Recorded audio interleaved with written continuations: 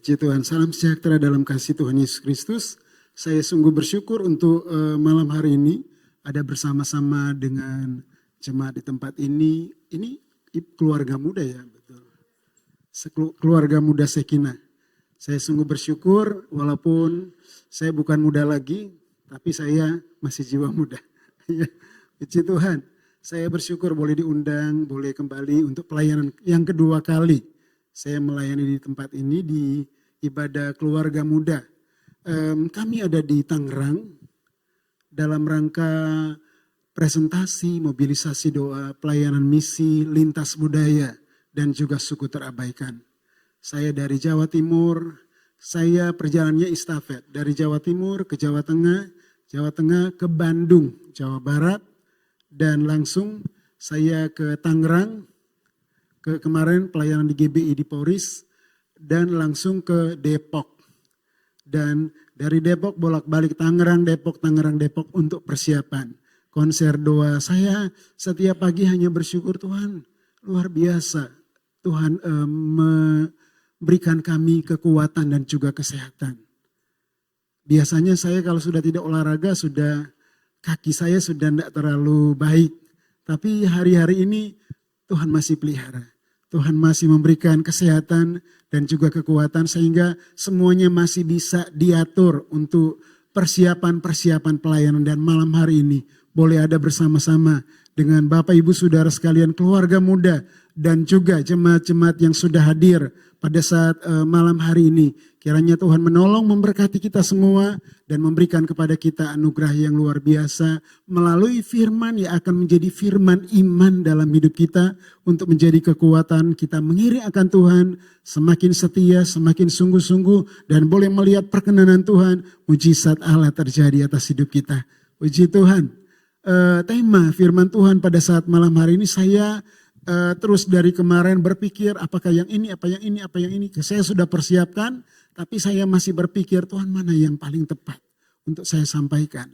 Tetapi karena perjalanan saya dari Jawa Tengah sampai ke Bandung dan saya melihat ada begitu banyak perubahan yang terjadi. Saya berjumpa dengan beberapa orang dan waktu saya berjumpa dan kami berkomunikasi dan mereka mulai menyampaikan apa yang mereka alami dan juga apa yang terjadi dalam hidup mereka dan juga di kehidupan teman-teman sahabat-sahabat mereka. Saya tanya, kok ini sudah tidak seperti dulu lagi? Mereka gagal. Kok ini sudah seperti ini, mereka gagal. Ada banyak kegagalan yang saya dengar dari Jawa Tengah sampai ke Bandung. Itu yang saya temukan dalam perjalanan.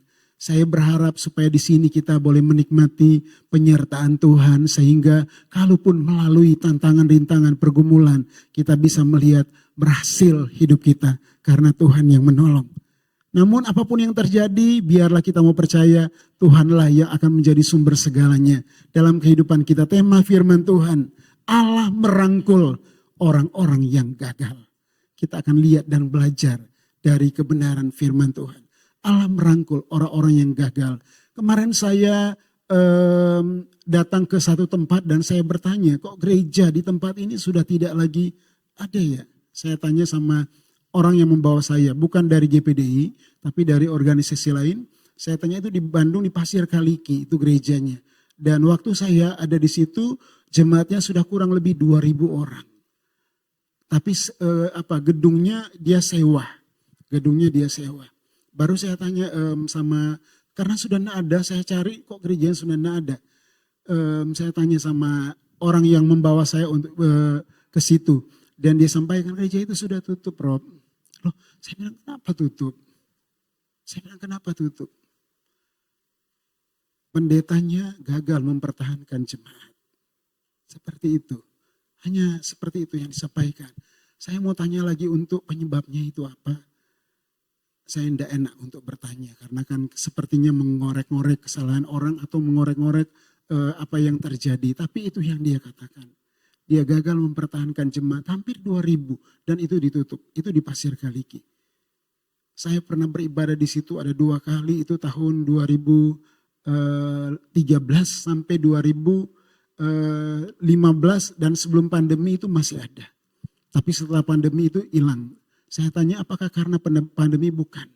bukan karena pandemi. Tapi ada satu dan lain hal yang terjadi di pelayanan tersebut sehingga jemaat berangsur-angsur pergi. Saya tidak mengerti apa yang terjadi, namun saya mau sampaikan kepada kita semua, apa saja bisa terjadi dalam hidup kita. Bahkan dalam pelayanan pun bisa seperti itu. Apalagi hanya dalam kehidupan sehari-hari. Yang namanya fenomena hidup berhasil dan gagal itu bisa kita alami. Itu sebabnya kita harus yakin penuh bahwa Tuhanlah yang akan memegang hidup kita dan kita akan berserah kepada Tuhan. Dia akan mengatur, dia akan memberkati kehidupan saya dan juga kehidupan Bapak Ibu Saudara sekalian. Mari kita lihat pengkhotbah. Pengkhotbah pasal yang ke-9, kita akan mulai membaca kitab pengkhotbah pasal yang ke-9.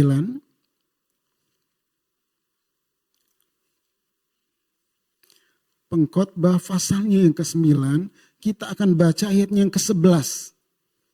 Pengkhotbah pasal yang ke-9 ayat yang ke-11. Dalam hitungan yang ketiga kita akan baca bersama-sama Pengkhotbah pasal yang ke-9 ayat yang ke-11. Ditemukan kita baca bersama-sama 1, 2, 3. Lagi aku melihat di bawah matahari bahwa kemenangan perlombaan bukan untuk yang cepat dan keunggulan perjuangan bukan untuk yang kuat. Juga roti bukan untuk yang berhikmat. Kekayaan bukan untuk yang cerdas dan karunia bukan untuk yang cerdik cendikia, karena waktu dan nasib dialami mereka semua. Ini yang terjadi di bawah matahari, tentunya yang tinggal di bumi. Dan ini bisa terjadi kepada siapa saja, termasuk saya dan termasuk Bapak Ibu Saudara sekalian. Yang kita pikirkan bahwa kita akan berhasil itu iman. Itu kita sementara membangun iman. Tapi ada realita kehidupan yang seringkali terjadi dalam hidup seseorang. Dalam hidup seseorang. Di mana ada pasang surut. Dalam kehidupan baik usahanya maupun keluarga, rumah tangganya. Dan hal-hal yang lain yang terjadi dalam kehidupannya. Dan ternyata ini sudah diperhatikan dan sudah dilihat oleh Salomo di masa jayanya. Di masa jayanya dia sudah melihat di bawah matahari akan terjadi hal-hal yang benar-benar tidak sesuai dengan apa yang kita pikirkan. Logika kita tentunya orang yang kuat pasti akan menang. Tapi ternyata di sini belum tentu. Belum tentu. Saya mau katakan kepada kita, kekuatan dan juga kehebatan manusia bukan menjadi andalan untuk kita bisa berhasil. Amin. Amin. Kekuatan dan juga kemampuan kita bukan menjadi andalan untuk kita berhasil. Kalau begitu apa? Saya percaya tentunya kita akan setuju kalau mengandalkan Tuhan. Kita akan melihat akan berhasil hidup kita. Kita akan melihat keberhasilan yang luar biasa. Karena ternyata kemampuan yang kita miliki. Apa yang kita miliki di dalam diri kita. Itu belum menjamin bahwa kita akan berhasil. Saya sungguh melihat, sangat melihat dan memperhatikan teman-teman saya. Banyak anak-anak mereka yang mereka sekolahkan di sekolah-sekolah yang mahal. Tetapi giliran mereka sudah tamat. Pekerjaan mereka biasa-biasa saja. Jadi bukan berarti bahwa dia sudah sekolah di sekolah yang tinggi dan sudah menjamin bahwa dia akan mendapat pekerjaan yang lebih baik. Belum tentu. Belum tentu. Mungkin kita akan membangun iman bahwa kita akan berhasil. Dan karena iman kita kuat itu bisa terjadi. Tetapi kalau hanya mengandalkan kemampuan dan kekuatan kita sendiri, itu belum tentu. Tapi kalau kita mau mengandalkan Tuhan dan juga percaya kepada Tuhan, pasti kita akan melihat bukan kegagalan, namun keberhasilan. Karena Tuhan yang tahu persis hidup kita, masa lalu, masa kini, dan juga masa depan. Amin. Tuhan yang tahu. Dia akan mengarahkan terus hidup kita untuk meraih hal-hal yang baik. Hal-hal yang luar biasa. Yang dia percayakan untuk kita dapatkan dalam hidup kita. Kita lihat. Allah akan merangkul orang-orang yang gagal. Gagal melakukan firman ada konsekuensinya, itu pun Allah bisa rangkul. Apalagi hanya gagal karena mungkin usaha yang salah kita manage, salah kita jalankan. Pasti Allah akan merangkul dan membuat kembali untuk berhasil. Tentunya jika kita mempercayakan segala sesuatu kepada Tuhan. Kita akan lihat di sini beberapa tokoh-tokoh Alkitab yang gagal melakukan kehendak Allah dan apa konsekuensinya. Yang pertama, kita tahu bahwa manusia yang pertama, Adam dan juga Hawa, mereka gagal melakukan kehendak Allah. Allah berfirman kepada Adam, tentunya semua buah di dalam taman ini boleh kamu makan, tetapi ada satu yang tidak boleh, nanti kamu akan mati.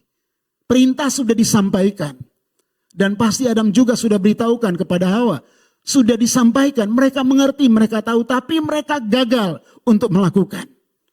Adam dan juga Hawa gagal untuk melakukan kehendak Allah, melakukan firman Tuhan. Apa konsekuensinya? Ada, dan konsekuensi yang dialami oleh Adam dan Hawa ada terjadi sampai hari ini. Alkitab menuliskan kepada Adam dan juga kepada Hawa. Kepada Hawa, susah payahmu waktu engkau mengandung. Akan kubawa buat banyak sakit. Dan engkau akan melahirkan, tetapi engkau tetap akan birahi kepada suamimu. Ini yang terjadi atas wanita. Atas Hawa yang karena gagal melakukan firman. Susah payahmu waktu engkau mengandung. Bukankah terjadi sampai hari ini kecuali mungkin ada operasi sesar. Tapi kalau kelahiran normal itu pasti akan terjadi hal yang sakit bagi kaum wanita. Dan itu sudah ternyata terjadi. Konsekuensi yang terjadi oleh karena Adam dan Hawa atau Hawa gagal melakukan firman. Kepada Adam juga Alkitab menuliskan bahwa engkau akan mengelola tanah dan mencari rezekimu dengan berlelah-lelah. Onak duri dan rumput duri engkau akan kelola. Karena terkutuklah tanah. Itu yang disampaikan oleh firman. Karena gagal Adam melakukan kehendak Tuhan. Gagal itu banyak sekali konsekuensi yang akan dihadapi. Secara psikologi, orang yang gagal itu bisa mengakibatkan trauma dalam hidupnya. Saya pernah mengalami juga merasa bahwa gagal. Istri saya ini kepercayaan bagian yang lain yang Tuhan percayakan kepada saya. Waktu saya sekolah Alkitab, tahun 95 saya berjumpa dengan istri saya.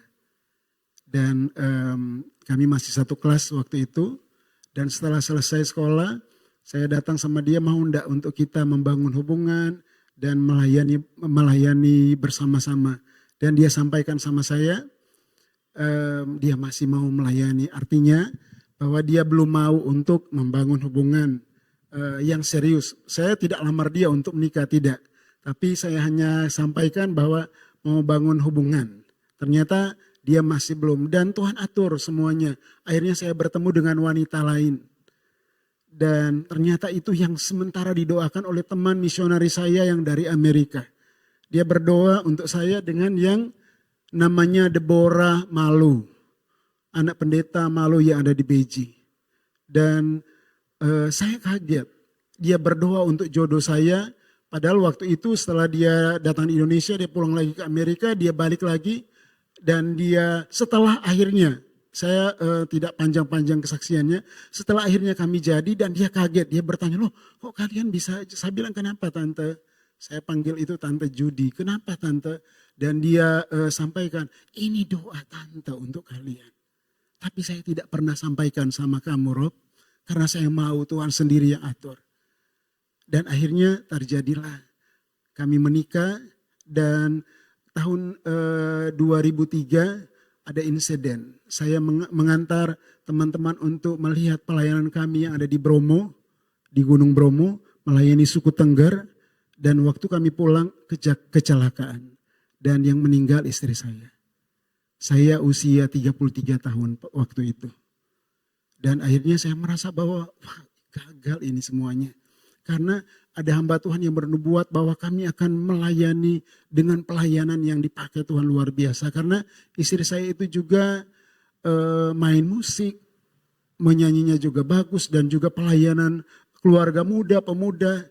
Waktu kami baru menikah itu mereka pikir kita sudah punya anak yang ini karena dia kok pernikahan itu untuk merangkul keluarga-keluarga sepertinya sudah mahir. Padahal kami baru menikah, baru bulan madu datangnya ke Manado. Seperti itu. Dan waktu dia Tuhan panggil saya merasa bahwa semuanya sudah gelap. Tidak ada lagi, saya berpikir saya gagal. Sampai akhirnya Tuhan berbicara kepada saya bahwa inilah hidup yang aku percayakan kepadamu. Tapi ingat, apa yang kubuat untukmu itu sempurna. Dan saya mulai memandang, melihat ke depan. Saya lupakan yang di belakang. Dan ternyata istri saya yang sekarang ini mengalami hal yang sama. Dia punya pasangan tapi dia belum menikah. Yang sudah lamaran juga sakit dan akhirnya dipanggil Tuhan. Hamba Tuhan juga. Dan ternyata waktu dia mengalami hal itu, ada teman kasih nomor HP-nya dan saya sampaikan hanya kata yang singkat. Saya bilang, hari ini mungkin kamu belum mengerti, tapi satu saat kamu akan mengerti. Hanya itu yang saya bilang. Dan terjadi yang namanya akhirnya Tuhan pimpin dan Tuhan temukan, kami bertemu dan memang mungkin sudah jodoh saya pikir. Saya pikir seperti itu karena waktu sekolah Alkitab saya datang dia belum mau. Saya akhirnya sudah melewati pengalaman yang lain dulu dan ternyata Tuhan sudah stop seperti yang saya sampaikan tadi dan kembali lagi bertemu dengan dia. Tidak ada yang tidak mungkin kalau semuanya Tuhan yang lakukan. Terkadang kita berpikir kita gagal. Ternyata ada rancangan Tuhan untuk hidup dan juga masa depan kita. Mari berserah penuh kepada Tuhan karena Tuhanlah sumber segalanya bagi kita. Bangsa Israel pun gagal. Mereka gagal melakukan kehendak Tuhan. Waktu mereka meminta pertolongan, perlindungan supaya Allah menolong mereka di tanah Mesir, Allah datang dengan pertolongan. Mereka meraung meminta supaya terjadilah pertolongan bagi mereka. Allah kirim Musa dan membawa mereka keluar dari tanah Mesir. Dan mereka boleh melihat mujizat terjadi. Tulah terjadi di Mesir. Dan mujizat-mujizat terus menyertai mereka. Tapi apa yang mereka lakukan? Mereka mendua hati. Mereka tidak percaya sungguh kepada Allah. Mereka melihat mana dari surga. Mereka melihat burung puyuh menjadi makanan mereka. Tapi itu ternyata tidak cukup untuk mereka percaya terus kepada Tuhan. Mereka gagal melakukan firman. Itu sebabnya ada konsekuensi yang harus mereka terima. Generasi yang pertama tidak masuk tanah perjanjian. Dan ini menjadi trauma bagi mereka untuk terus berjalan. Generasi yang berikutnya. Waktu Yosua memimpin generasi yang berikutnya. Tidak mudah karena mereka trauma. Mereka takut, ada rasa takut yang luar biasa. Kegagalan seringkali membuat rasa takut dalam hidup kita. Karena itu adalah bagian dari traumatis dalam hidup. Biarlah kita mau berserah kepada Tuhan. Kalau satu saat kita pun mengalami hal yang demikian. Percayakan hidup kita kepada Tuhan.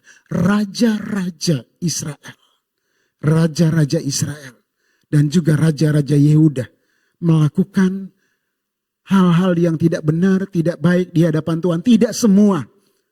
Hizkia melakukan apa yang benar. Tapi raja-raja yang lain. Itu mereka melakukan hal yang tidak benar. Sehingga Alkitab mencatat. Tidak tentram rakyat mereka. Tidak tentram kerajaan yang mereka pimpin. Baik raja-raja di Israel maupun raja-raja di Yehuda. Ini yang terjadi. Konsekuensi. Oleh karena mereka gagal melakukan kehendak Tuhan. Bapak Ibu Saudara sekalian, apa yang Tuhan sampaikan kepada kita untuk dilakukan? Lakukanlah. Amin. Lakukanlah itu. 2012, Tuhan taruh visi ini kepada saya. Waktu saya ikut World Prayer Assembly, gelombang baru. Saya ikut seminar doa, gelombang baru itu judulnya. Tuhan taruh betul sangat jelas. Waktu terjadi yang namanya nubuatan-nubuatan pada saat kami ikut konferensi. Terjadi nubuatan dan juga banyak orang yang bertobat. Dan dia dari negara-negara lain melalui video tayangan mereka bertobat. Dan kami betul hanyut di dalam kuasa Tuhan. Mengalir dengan urapan yang luar biasa. Kami berbahasa roh, ada tiupan sangkakala pada saat itu. Dan kami betul menyembah Allah di dalam roh dan kebenaran. Dan setelah sudah berdoa, Tuhan betul bersuara. Dan kalau kamu, apa yang kamu buat? Seperti itu. Saya sangat terkejut dan juga kaget. Kalau kamu, apa yang kamu mau buat? Setelah kamu melihat semua yang terjadi. Saya bergumul, ada kurang lebih 2 bulan. Saya bergumul, Tuhan apa yang perlu saya buat? Saya sudah pengembalaan. Istri saya mengajar di sekolah Alkitab. Apa yang harus saya buat? Dan akhirnya waktu saya doa, saya terus berdoa, doa puasa, saya berdoa. Setiap doa 40 hari nasional, saya juga ikut doa puasa 40 hari nasional. Dan akhirnya Tuhan berkata, jadilah bagian daripada hamba-hamba Tuhan yang memobilisasi doa untuk pelayanan misi. Dari situ saya mulai bergerak untuk mobilisasi doa. Terkadang ada yang menolak, ada yang khawatir. Mungkin mereka berpikir bahwa saya mungkin datang untuk meminta dana dan juga sumbangan. Saya bilang tidak. Saya hanya merekrut pendoa-pendoa yang mau berdoa untuk pelayanan misi, lintas budaya dan juga suku terabaikan. Seperti itu. Dan akhirnya saya bilang, Tuhan, saya tidak mau gagal untuk melakukan kehendak Tuhan. Apa yang Tuhan sampaikan, pesan yang Tuhan berikan, saya akan lakukan dalam hidup saya. Untuk terus menjadi berkat, menjadi terang untuk kemuliaan bagi nama Tuhan. Saya percaya kepada masing-masing kita, ada suara Tuhan yang Tuhan sudah sampaikan, apa yang kita lakukan. Kan kita punya kasih karunia masing-masing. Ada yang mungkin menjadi pendoa syafaat, ada yang Tuhan karuniakan untuk mungkin memberi berbelas kasihan. Dan juga ada orang-orang yang dia bisa merangkul, dia punya dia punya kemampuan untuk berbincang-bincang, berbicara, merangkul dan membawa jiwa-jiwa untuk setia datang kepada Tuhan. Gunakanlah semuanya itu. Pergunakan kesempatan yang Tuhan beri kepada kita sesuai dengan kasih karunia masing-masing. Amin. Tidak ada yang sia-sia. Apa yang ditabur akan dituai. Setiap orang yang memberi akan menerima. Itu janji Tuhan bagi kita. Itu sebabnya lakukanlah kehendak Tuhan. Jangan sampai kita gagal melakukan kehendak Tuhan dalam hidup kita. Kita akan belajar dari seorang tokoh di perjanjian baru. Namanya Petrus. Bagaimana dia gagal melakukan kehendak Tuhan. Bagaimana Petrus gagal melakukan kehendak Tuhan. Saya sampaikan kepada kita sebelumnya. Penyebab kegagalan itu adalah keangkuhan hati. Keangkuhan hati yang membuat seseorang terlalu percaya diri dan tidak mengandalkan Tuhan. Keangkuhan hati. Dan ini yang dialami oleh Petrus. Dan ini yang dialami oleh Petrus. Kegagalan itu terjadi karena keangkuhan hati. Terlalu percaya diri dan tidak lagi mengandalkan Tuhan dalam hidupnya. Mari kita akan lihat yang namanya Petrus dalam Matius pasalnya yang ke-26. Mari kita lihat dengan cepat Matius pasalnya ke-26. Matius 26 saya akan bacakan bagi kita semua. Matius 26 ayatnya yang ke-31 saya akan bacakan bagi kita semua. Matius 26 ayatnya yang ke-31. Maka berkatalah Yesus kepada mereka, malam ini kamu semua akan tergoncang imanmu karena aku. Sebab ada tertulis, aku akan membunuh gembala dan kawanan domba itu akan tercerai-berai. Ini yang disampaikan oleh Tuhan Yesus. Namun apa yang disampaikan oleh Petrus? Dia sampaikan bahwa dia tidak akan mungkin alami hal itu. Imannya tidak akan tergoncang. Walaupun orang-orang lain tergoncang, dia tidak akan tergoncang. Ini yang disampaikan Petrus. Dan Tuhan Yesus berkata lagi kepada dia. Sebelum ayam berkokok engkau telah menyangkal aku 3 kali. Sebelum ayam berkokok engkau sudah menyangkal aku 3 kali. Dan apa yang disampaikan oleh Petrus. Sekalipun aku mati. Aku tidak akan mungkin melakukan hal itu.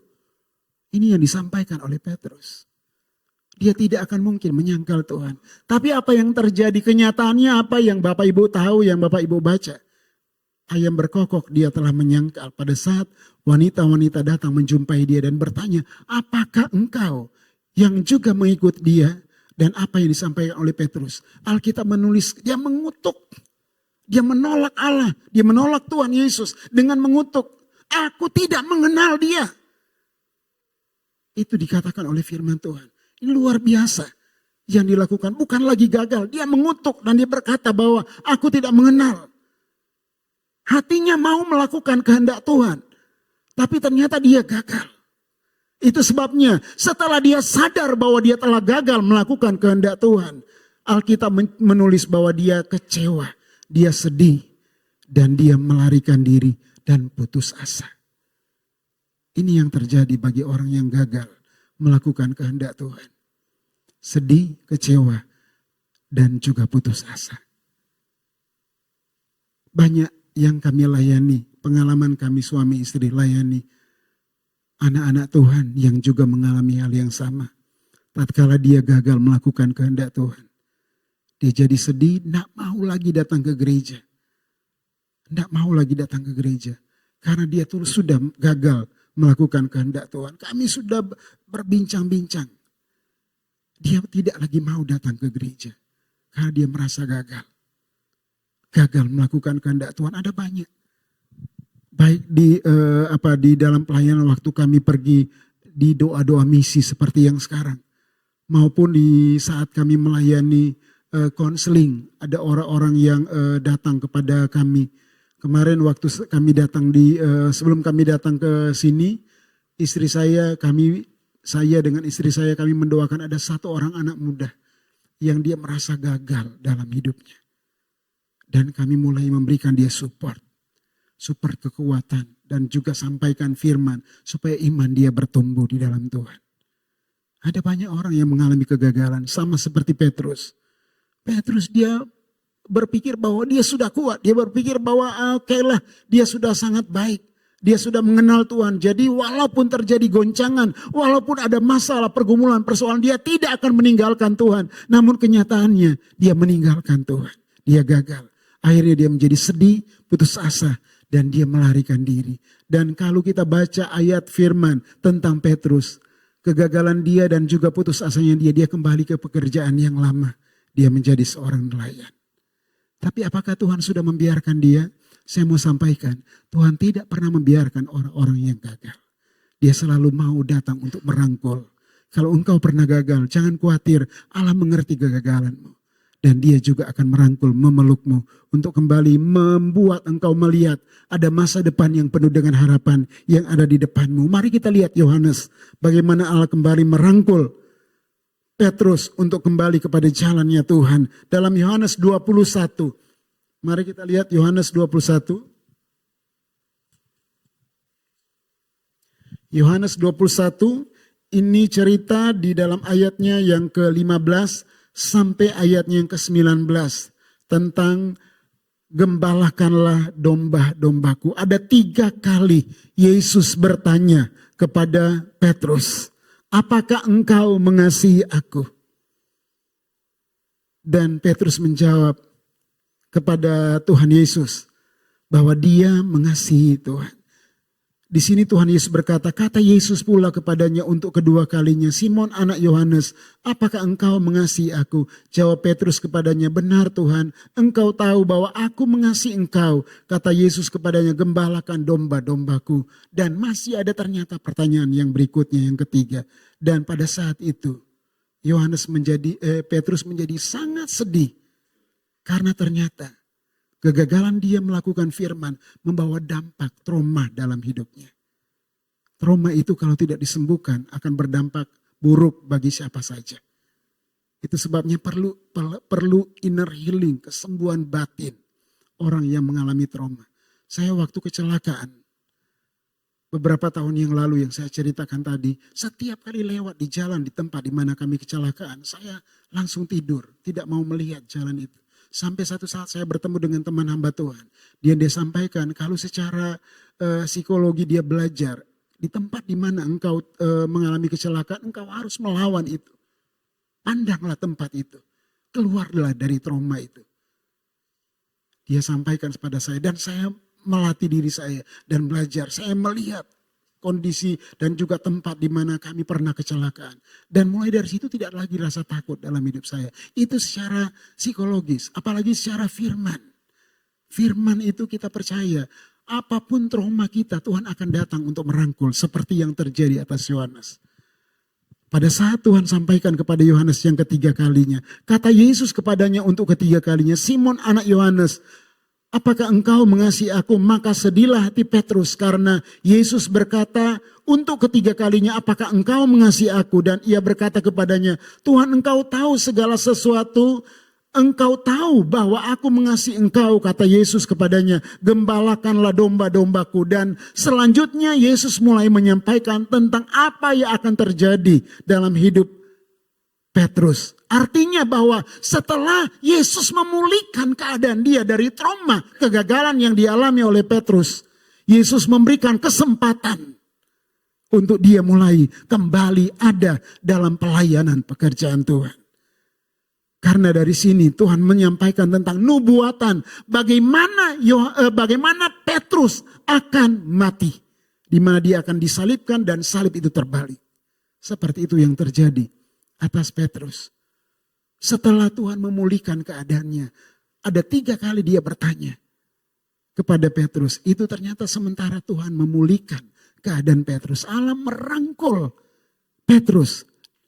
Apa yang pernah membuat dia gagal, Allah ubahkan itu menjadi satu pengharapan. Sehingga Tuhan berkata kepada dia, engkau akan menjadi orang yang luar biasa di kemudian hari. Tuhan memberikan satu hal yang baik dalam hidup Petrus dan menyampaikan bagaimana di masa tuanya, di masa muda dia akan melakukan hal yang sesuai dengan apa yang dia inginkan. Tapi di masa tua dia akan diikat, dia akan dibawa ke tempat yang dia tidak inginkan. Tapi dia tetap harus lakukan hal itu. Itu yang disampaikan oleh Tuhan kepada Petrus. Di mana Tuhan sementara menjelaskan apa yang akan terjadi pada Petrus di kemudian hari. Bapak Ibu Saudara sekalian, Tuhan tidak pernah meninggalkan orang-orang yang gagal. Tuhan akan selalu merangkul dan kembali memulihkan, memberikan dia kembali semangat dan juga kekuatan yang baru. Dan selalu ada kesempatan. Amin. Selalu ada kesempatan. Itu sebabnya pada saat kita gagal, jangan lari. Datanglah kepada Tuhan. Mintalah untuk Tuhan melakukan kehendaknya yang luar biasa dalam kehidupan kita. Seperti yang saya sampaikan tadi, percakapan Petrus dengan Tuhan Yesus adalah percakapan di mana Tuhan sementara memulihkan trauma yang dialami oleh Petrus. Karena ada pelayanan yang luar biasa yang akan Petrus tangani sampai akhir hayat hidupnya. Biarlah kita pun boleh melihat kuasa Tuhan, mujizat Tuhan boleh terjadi atas hidup kita. Amin. Puji Tuhan. Inilah firman Tuhan pada saat malam hari ini. Kiranya Tuhan akan menolong dan juga memberkati kita, kalaupun mungkin kita tidak pernah gagal. Kita juga tetap mau mengandalkan Tuhan, percaya kepada Tuhan bahwa Tuhanlah sumber segalanya.